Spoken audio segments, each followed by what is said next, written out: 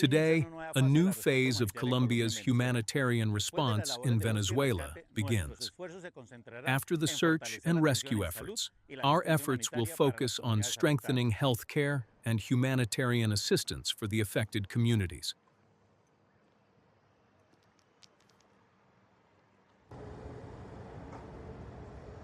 In coordination with the Ministry of Health and Social Protection, we are transporting the field hospital and the San Rafael Hospital Foundation, which will be installed in Caracas and will have the capacity to treat up to 150 patients daily over the next 2.5 months. The hospital will be operated by 35 professionals from the Colombia Emergency Group, the country's only emergency medical team, certified by the Pan-American Health Organization for international deployments.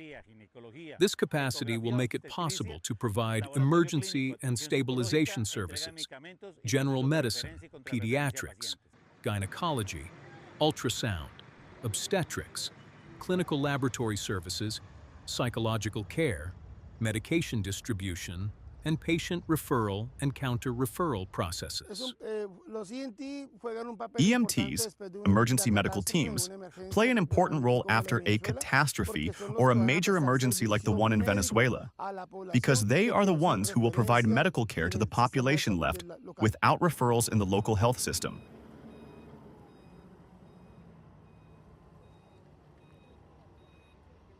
Our EMT is certified and has the operational capacity to remain for 15 days with medicines, supplies, and personnel, and the entire living area set up.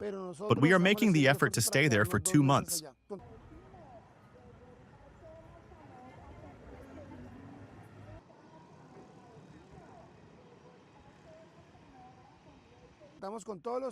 We have all the basic elements needed to care for patients, and we have a roster or a team of specialists, general practitioners, emergency physician, bacteriologist, gynecologist, pediatrician, nurse, head assistants, and the entire logistics component that enables the hospital to function.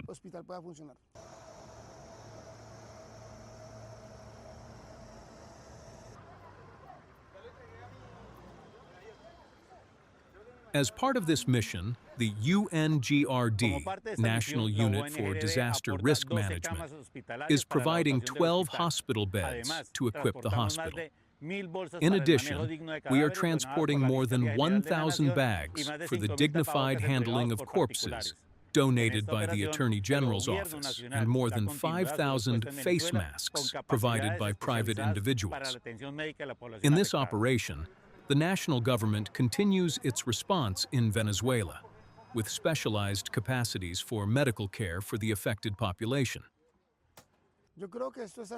I believe this is fundamental because we cannot do it alone. By ourselves, we would only be one link in this chain.